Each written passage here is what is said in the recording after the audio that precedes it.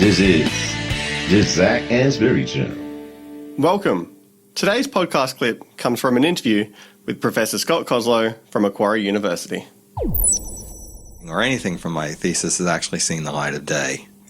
So what would you say that scanner panel data is really good for, and where would you advise the people who are listening that it's, perhaps they shouldn't be using it or trying to solve certain problems or understand certain answers to questions that they shouldn't be using scanner panel for?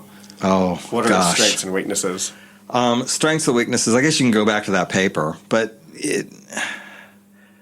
what are the strengths and weaknesses? We spend so much of our time focusing on this, it's hard for me to give you a succinct answer. The models that we produce, the good models on this data, are somehow or another trying to draw in more information. We started off, say, for example, in scanner panel data, looking at one product category only a very short period of time.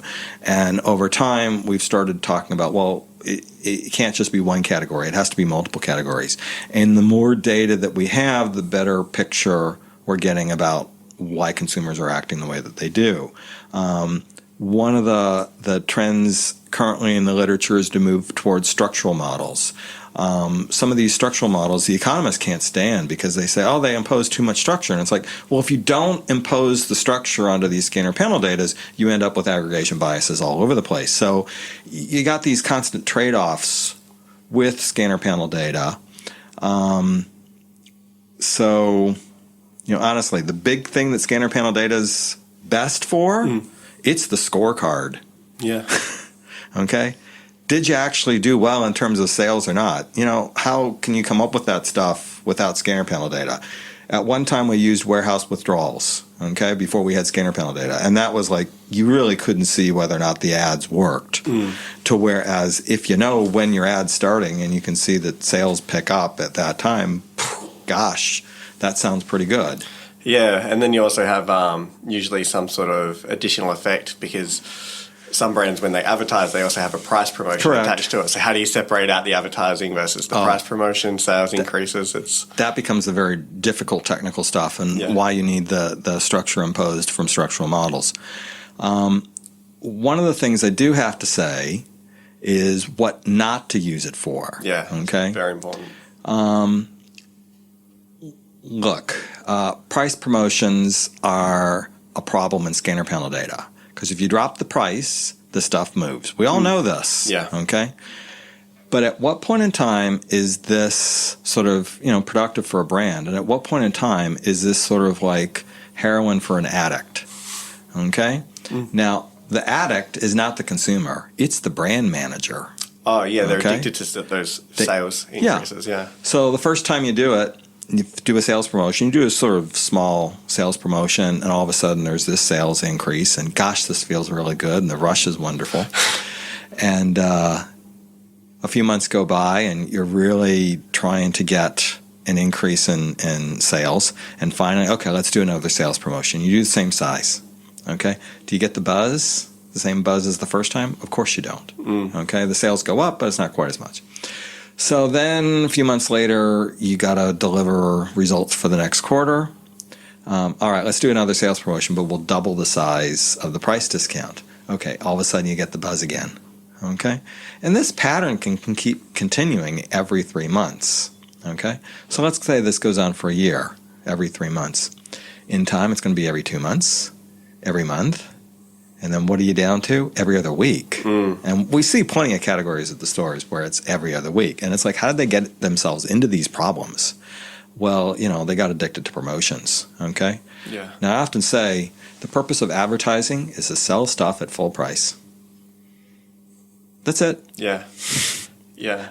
I have to agree because, I know some of the corporate sponsors who are operating in categories where a vast majority of their category is sold on price promotion.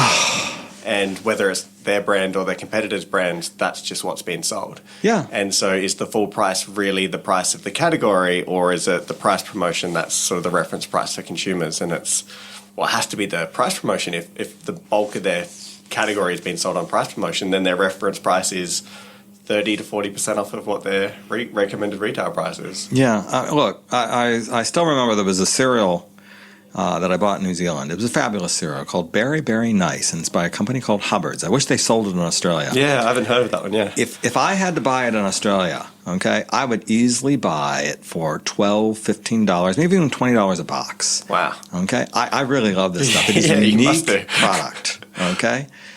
Now, the funny thing is, full price in New Zealand was $6 per box. And for years, I would buy it for $6 per box, and I'd eat a box per week. So what eventually happened is they started doing price promotions on it. What do I do when it goes on price promotion? I'm guessing you'd bulk up. I'd bulk up, Yeah. okay? And, it got to a point to where every month or two, they would do another price promotion. So if they do a price promotion, it's like, oh, $4 per box. Yep. I'd pay $15, $20 per box, but you know what? I'm going to buy it for $4, and I know it's going to be 2 months before the next sales promo, so guess what? I'm going to buy 8 boxes. Yeah. And the thing that would tick me off the most is you go to the store, and it's got the $4 promoted price, and of course they're sold out because other folks who are loyal to the product like me already hit them. Okay? So this is not good for your brand. A unique product I was willing to pay a lot of money for. Honestly, they can make a heck of a lot more money selling a lot fewer units. Yeah, because the margin's there. Yeah. So, look, folks paint themselves into a corner all the time with regards to price promotion. So this is something that has to be avoided, and it's avoided at the beginning. And what I sort of tell folks, there's a reputation with heroin. It only takes one time having it before you're hooked. Okay, so price promotions are the same way. Don't do it. Don't do it.